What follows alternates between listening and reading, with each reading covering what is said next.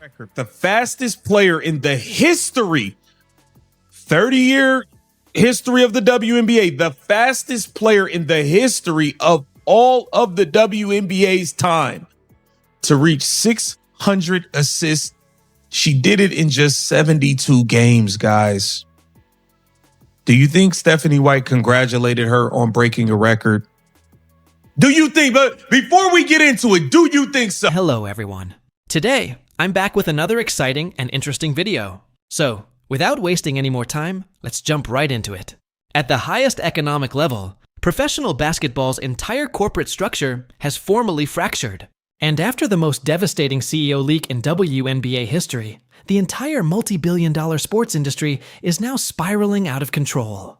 The ambitious wealthy ownership group of the Los Angeles Sparks orchestrated a covert double acquisition masterstroke behind closed doors. And now we are presenting the conclusive documentary evidence of this unprecedented move. The international media speculated for months that the West Coast Syndicate was simply negotiating a massive deal for Caitlin Clark. However, the internet has just experienced the ultimate shockwave. Caitlin Clark formally issued a non-negotiable ultimatum. Sign Sophie, or the $50 million agreement is off the table. The Sparks front office did not hesitate. They executed a coordinated double signing in a meticulously planned midnight raid, securing both star franchise players in a single decisive move. The Indiana Fever organization is now in complete financial devastation as a result of this extraordinary transaction. And head coach Stephanie White has officially unraveled on live television. Corporate control has been brutally dismantled. The league's legal infrastructure is collapsing under intense public scrutiny and a concealed ultimatum. The countdown to the complete destruction of the Fever's remaining credibility has officially reached zero. I will resign if you do not bring Sophie here. In order to fully understand why this enormous double departure is the final calculated salvation for her career, we must first examine the toxic locker room environment Caitlin Clark endured within the Indiana facility all season. The coaching staff implemented a risky pattern of fabricated bench rotations, intentional late-game isolation, and passive-aggressive gaslighting in the press room throughout the year, all designed to diminish the commercial power of a generational star. However, they severely miscalculated Clark's strategic brilliance. Behind closed doors, Clark was quietly forging an unbreakable bond with Sophie, the one person who stood by her through every administrative betrayal. When the Sparks called with a massive $50 million contract, Clark did far more than simply sign. She executed a ruthless power move while looking directly into the eyes of the West Coast executives. She would not leave alone. She would only depart if Sophie left with her. If you appreciate this content, consider giving this video a like and subscribing to the channel. Believe it or not, more than 91% of viewers haven't subscribed yet. It's free and only takes a second, but it means the world to us. So, have you subscribed already? Great, thank you so much for your support. Now, back to the video. Shelbourne letting it be known. This new ownership group is heavily involved in making changes that could have a lasting impact on the team. And this is the ownership group, the Walter Group. They came in and made the big splash for Luka Doncic. They're the ones, they're not bringing back LeBron James. They are ushering in the new faces of the league, and there's no bigger face in women's sports than Caitlin Clark. The Walter Group is looking to get Caitlin Clark locked in LA. They see the malpractice that's going on, and you better believe they're going to be scouring the market for a GM that may have a good relationship with Caitlin Clark or Caitlin Clark's representation, somewhere where they can tie this thing together. This group of this ownership group is looking to make a move. Now, head coach Lynn Roberts spoke about this. She spoke about the important ways. They spoke about Cameron Brink, a bunch of stuff. We're going to get into the meat and potatoes. In order for Sophie to leave the toxic Midwest facility, Clark insisted she be granted premium contract terms immediately. By orchestrating a dual hostile takeover that worked both on and off the court, Clark proved once and for all that she is the ultimate strategist, completely outmaneuvering the Fever's front office traps. The LA Sparks executed a massive double acquisition. An instantaneous systemic earthquake paralyzed the Indiana front office the moment the confidential financial blueprints of this dual contract agreement escaped secure systems. Los Angeles leadership offered far more than a typical trade acquisition package. They executed a precisely planned corporate maneuver designed to exploit the growing administrative fracture within the Fever organization. The Sparks engineered a dual payroll structure that circumvented luxury tax restrictions through external West Coast technology partnerships bolstered by substantial international venture capital investments. With is just they play fast, and I think she helps them play faster. So we've got to be really aware of that, and that's why our defense on when did we play? Monday. In the half court wasn't bad. It was our live ball turnovers that just turned into fast break points in 3 seconds. You do that against Indiana, it's going to be 2 points in 2 seconds. So we've got to take care of the ball. And obviously your pickup point begins higher with Caitlin out there. She can shoot it once it crosses half court, and she will. So obviously she's another tremendous player to add to them. And the first time we played them, she played. Last time she didn't. So we've seen both. Thank you. Yeah. She'll shoot it as soon as she cross half court. It seemed like everybody around the league be recognizing the greatness of Caitlin Clark, except the damn coach that she has. And Lynn Roberts went on to laud about Kate Martin as well, who looks like she might be there long term with the Sparks. Look at this interaction post game between Caitlin Clark and Kate Martin. Yeah. Austin. Yeah. Caitlin like, look, man, don't even worry about it. You looking good in this purple and gold. I can't wait to join you. I can't wait to join you in LA, girl. I miss you, bestie. I miss you, bestie. Caitlin is ready to get to LA for good.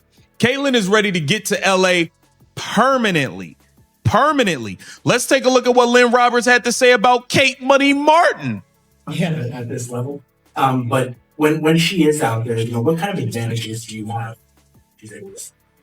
Yeah, and I mean, desperate times seek desperate measures, right? So we are.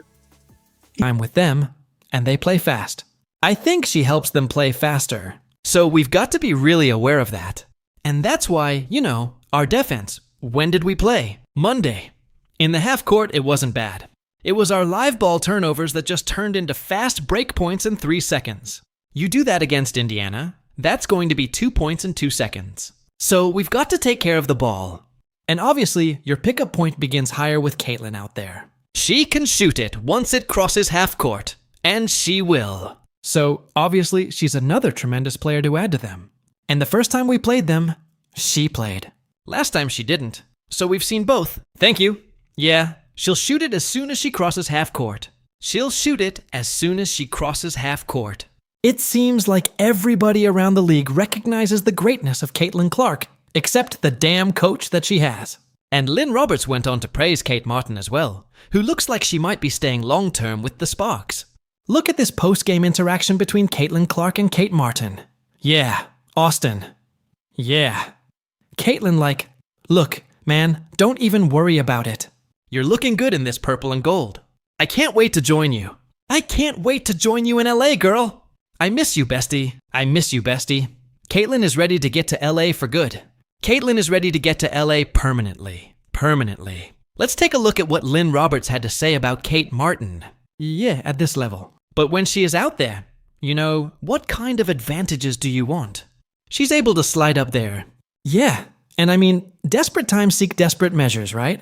So, we didn't. It's restriction off me, guys. That's what Caitlin Clark is thinking. Now, let's get to when she actually brings up Caitlin Clark, and she's going to refuse to give her credit and congratulate her on breaking a record. Double figures. Welcome back, baby. Yeah. That's all I get, huh? A welcome back. Welcome back. I played 2 days ago. Y'all set me out the day after you played me 15 minutes. What do you mean, welcome back? Because I got to play 9 more minutes today? How about congratulations on breaking a record, 600 assists in 72 games, being the fastest player in the history to do it? No? Won't mention that, huh? Okay, let's see. Welcome back, baby. Yeah. collective effort, our energy, our toughness, our ability to withstand runs, big shots, so in that.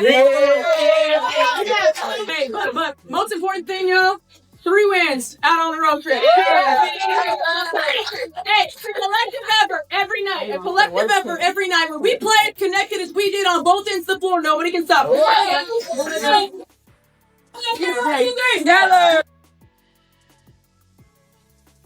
Now, do y'all remember when Kelsey Mitchell broke her record? Y'all remember when Kelsey Mitchell broke her record? The Stephanie White, oh, Kelsey Mitchell!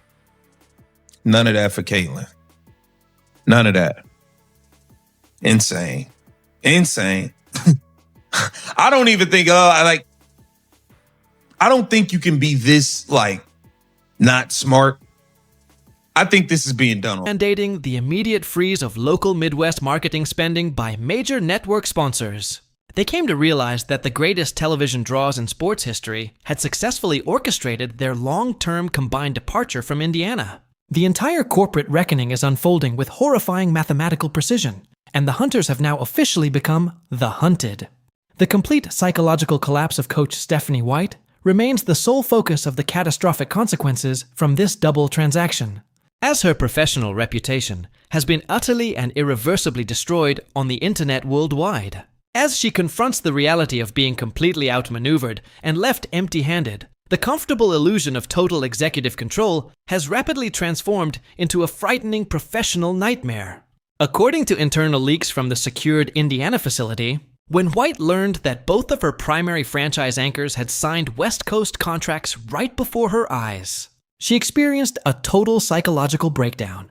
Primary shareholders are now demanding immediate systemic accountability, and emergency board meetings are being held around the clock.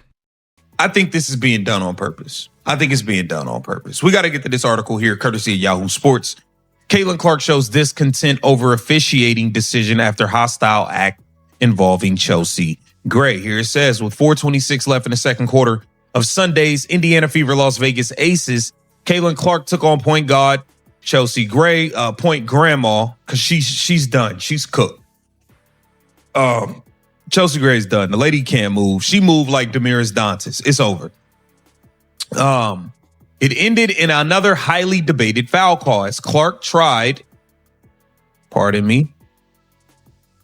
to defend Gray from making the basket. The two players made contact. And right as the Aces star took the shot, Clark went down, prompting a review from the refs. Clark down after contact with Chelsea Gray pops up and is not happy with the foul call. Now play is being reviewed for a hostile act after the whistle, WNBA beat writer Tony East wrote and posting a clip.